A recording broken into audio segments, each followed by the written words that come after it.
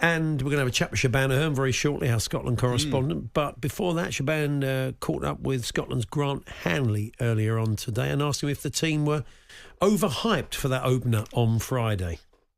It's hard to really say. I think these games are huge, and it's a big occasion. Everybody wants to play on those type of nights. So obviously there's a bit added, maybe nerves and the atmosphere around the game. But no, I don't think that's something that we could use, as an excuse to, why we didn't perform like we want to. The chants, Scotland get battered everywhere they go, all that kind of stuff that we've been hearing from the England fans. I don't know if you've heard this at all, but how important is it for the squad to silence those people? No, I think it's important. We've got a really close knit group in camp, and I think that's really the only opinions we've got to take forward and really look at, and that'll be our mindset.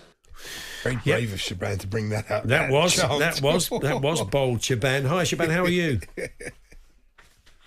Oh, hearing that back again, I kind of made my teeth hurt. It was very, very brave of me, I think, to say that. It sounded fine in my head, but I was the last person at the press conference, and I thought, I've been getting this sung at me all day by people at talkSPORT and England fans. Scotland get battered everywhere you go, and I thought, this is fine to ask Grant Hanley that question. His wee face kind of went as if, how have you just asked me that? And then when he came down off the stage, I did say, sorry, was that a bit harsh? He said, I wasn't expecting that, not from a Scottish person. And I thought, oh my goodness, I'll get barred. But anyway, we live and learn.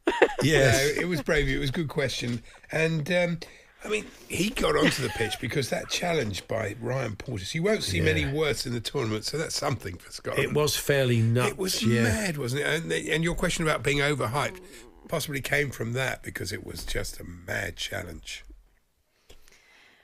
Yeah, I actually think very early on in the game we got a glimpse of perhaps being a bit emotional, overhyped when Kieran Tierney won that goal kick at 3 minutes and it was in front of the Tartan Army. I think when we saw that moment, I smiled and I thought, go on, get into it, this is what we want to see. And then from there it was all a little bit frantic, and I think they lost control of the game, and they certainly lost control of their emotions. And Grant saying there, we can't blame that, we just have to be better moving forward today. And the press's answers were very, very much so based on, we've put it to bed now, we have to move forward, we know we can be better, and we have to work on ourselves. It's not about anybody else at this moment in time. We have to focus on ourselves because we know we can be better than that. And Steve Clarke spoke yesterday about having to give people cuddles and having to give people a kick up the backside.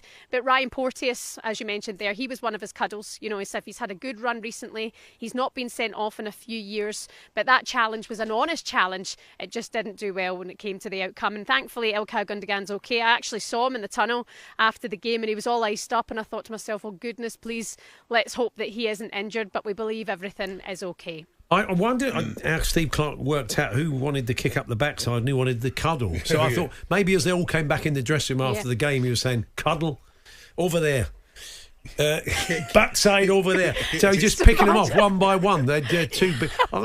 I don't want to kick up the backside. We'll go over there with the cuddles then. You would have given me a kick up the backside after I asked that question earlier on. Right, you that corner. I'm going to put you up the backside for annoying my players. Yeah, I do think I did want to ask Grant Hanley today, were you one of his cuddles or were you one of his kick up the backside? But I've already offended him enough, so we just quietly left the room. I think Porteous was a moment of, okay, you've done your best there and it has not worked out. It was, in the end, what was a clumsy challenge, but he went in just trying to stop a goal. Everybody else, I think, could have done better. I think the key players, for example, McTominay, Andy Robertson, McGinn, Tierney even, they didn't really step up, and I think next time round it would be good to see Grant Hanley get a start, because when he came on I was just behind the goal, and I do think he brought a calming atmosphere. I actually said that to him today. He brought some sort of composure and good communication between him and Angus Gunn, and Angus Gunn made some good saves in that second half too. But I think Billy Gilmore, hopefully he will start on Wednesday. Oh yeah, he should have played. It was interesting. I watched it in Glasgow, Shebahn, in the pub in Glasgow, and it went from annoyance at the way Scotland Scotland were playing amongst some of the fans, to when the third one goes in sort of resignation, and when the red card comes, you know, there was, I wouldn't say a mass exodus, but a few of the casual viewers of the game drifted away, and there was a bit more room in the pub. And then maybe a bit of a realisation that you are playing. I mean, those players are better than they played the other day, and I'm sure they'll look to go out and prove it against Switzerland. But you know, that's a massive golfing class. Look at that German team. And I think there was a bit of resignation and understanding that a lot of those guys in the German team are on a different level. Oh, they were absolutely world class. And speaking to the Scotland players after the game, that's all they could say. You know, we were outclassed tonight. We didn't give it our best. But why not? Why didn't they rise to that occasion? I expected a little bit more from Scotland in that game, because actually we have been able to beat good teams. But sitting there in the stadium, we were so outclassed in every area. We could not get it together. We could not get up the pitch. We couldn't get by them. Tony Cruz was absolutely sensational to watch the way he just popped it around. He doesn't lose the ball. Absolutely outstanding work from Germany. I actually think now they would be favourites from the tournament based on that opener. Okay, I guess you can't look at Scotland as the opposition, you know, to be beaten after that performance, but I think they'll be in with a good shout. They looked so good. I back them, so I agree with that. I just want a tiny little point. It's not the reason Scotland lost, but I couldn't understand why McTominay was taking a free kick into the box. He's a goal threat. I couldn't work that out. He's normally getting on the end of stuff, I thought isn't that he? was a really strange He wasn't thing, happy with the set piece, coach. He had a bit of a That's pop at the him, thing. Steve, didn't he? I saw that. He wasn't happy about some of the decisions that were being made around set pieces. Yeah, Steve was actually good chat yesterday in terms of how he had slept on it and sat down with the press and really kind of fronted into what went wrong. He said, did he get it right, his message that he delivered? Did he almost give the players too much? Were they completely aware of what he was asking? But he mentioned the Austin McPhee stuff, that coach. He said he was wrong place at the wrong time. He turned round, there's emotions, there's frustrations, and Austin got it in the face and almost saying at that moment, you know, why are we taking a free kick there? We should be, you know, as if he kind of gave it to Austin that way, and you know, he was wrong place, wrong time. But then he was quite funny because somebody said, was Austin one of your cuddles?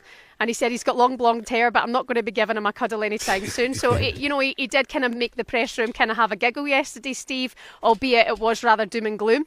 But I think they have addressed where they went wrong. They won't tell the press, they won't admit to where it was, but we know that it has to be 100 times better if they want to get a result against Switzerland, because for now, it has to be 4 points if they want to get out of the group. So a minimum of a point, and then a win against Hungary or 2 wins would be great. I'm still confident. I'm still positive. Maybe this is what they needed, you know, a major tournament to go on and then put in a better performance. Brilliant. We'll catch up with you tomorrow, Shebahn. Thanks very much.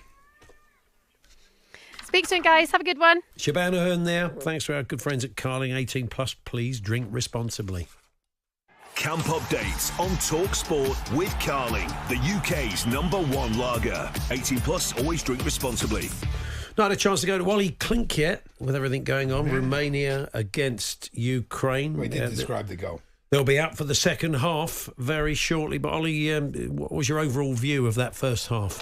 Well, I think that firstly, the way that Romania have defended, they're definitely a team that are happy doing it. Ukraine had most of the ball for most of that first half, but I don't think it was just the fact that the final ball was lacking from a few of their players. You know, Mudryk looked quite dangerous on a few occasions, but actually with the likes of Dragishin at the back, they look very, very strong defensively.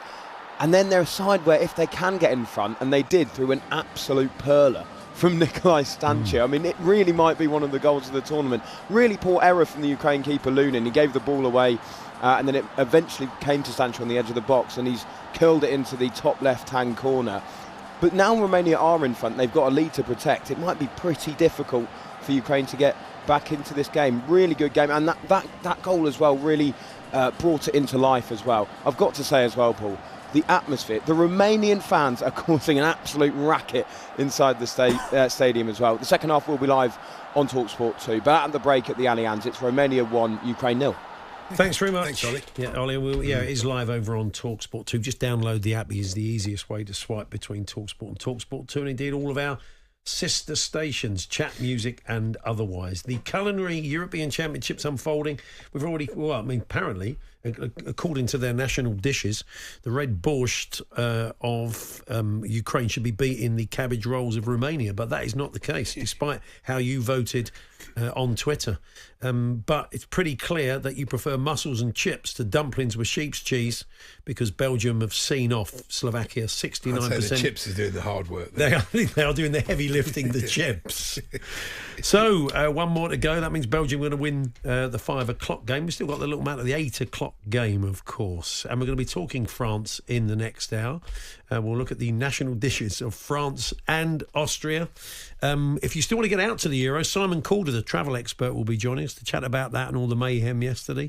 I think we're going to hear from a City fan who's not happy with Gareth Southgate. Christophe Terreur joins us from a Belgian point of view, and lots more besides. All to come in the final hour of the show. We are here with our very good friends at Burger King on Euro Game Day Live on talkSPORT. Bring home the ultimate food satisfaction. Get your favourites delivered now.